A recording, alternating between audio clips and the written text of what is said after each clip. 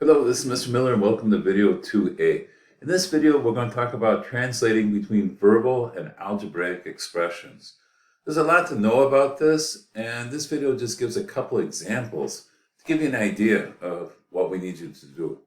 So let's get started. On this first example, most of these just have one operation.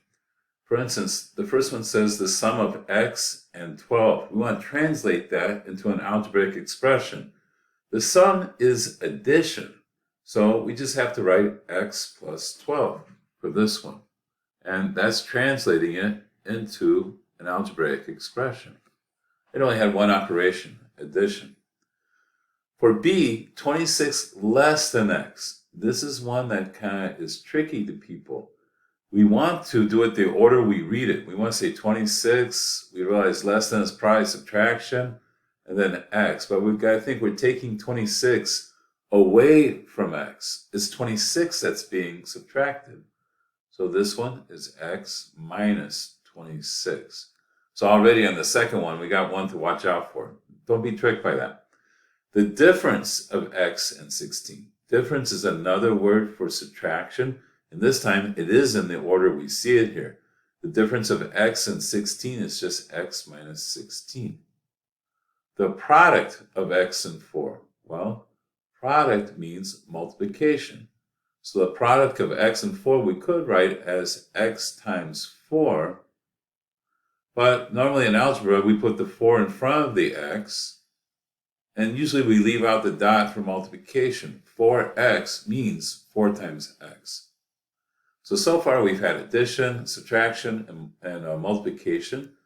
4 more than x. It's another addition one. We're adding 4 to x. So we're going to translate that like this, x plus 4. The quotient of x and 9. Here finally is division. Quotient is division. So we could write this as x divided by 9 using the division symbol.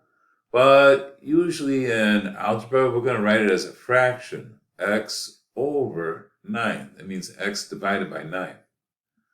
6 less than twice x. We have two things going on here. We're subtracting 6 from something, and we're subtracting it from twice x. So here's the 2x, that's twice x, 2 times x, and we're subtracting 6, minus 6. 3/5 of x. Okay. Define a fraction of a number, you multiply it by that fraction. So this is a product also. To find 3/5 of x, we multiply 3/5 in x. Okay, there are some examples of translations. The next examples include parentheses also. So a key word is the word quantity. 2 times the quantity, x plus 7. If that's there, you know there's probably parentheses somewhere. So we're 2 times the quantity. That means 2 times all of this, x plus 7. Okay. 6 times the sum. It didn't say quantity, but we're multiplying 6 times not just x or 10. We're multiplying it by what we get when we add x and 10.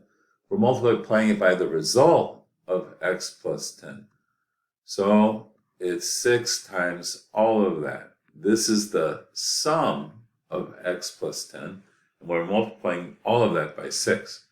All right, 4 times the difference of x and 8. So 4 times, we need parentheses, the difference of x and 8 is x minus 8. Whatever that is, we're multiplying it all by 4, so we need parentheses. 7 less than the product of 9 and x. Okay, well, the product of 9 and x is 9x. 7 less than that means we're subtracting 7. Okay, we didn't need parentheses this time. All right, so that was different. Okay, so 4 more than the quotient of x and 10. All right, quotient is x over 10. And 4 more would be plus 4. Didn't need parentheses there either. The difference between x and 17, here we need parentheses, divided by 3. We need parentheses because we want to do the x minus 17 first, and then divide all of that by 3. So we could write it like that, but a snazzier way, the way we're going to usually do it, is like this. use the division symbol. X minus 17 is the numerator, and all of that is to be dividing by 3. This is kind of the same as having parentheses around x minus 17. When it's in the numerator, it's assumed that you do that first, and all of it is divided by 3. So these kind of things we got to get used to. They take a little practice. I have just 3 more examples, and we're finished with this. So 4 times the sum of x and 2. Sum of x and 2 is x plus 2. We're multiplying all of that by 4. We need parentheses because otherwise, if we didn't have it, the 4 would just be multiplying the x. We'll multiply both of them by 4. 8 times the difference of x and 13. The difference of x and 13 is that. And we're multiplying all of that by 8. So we need parentheses again. 6 less than the product of x and 4. Okay, so the product of x and 4 is that. We want to subtract 6 from that.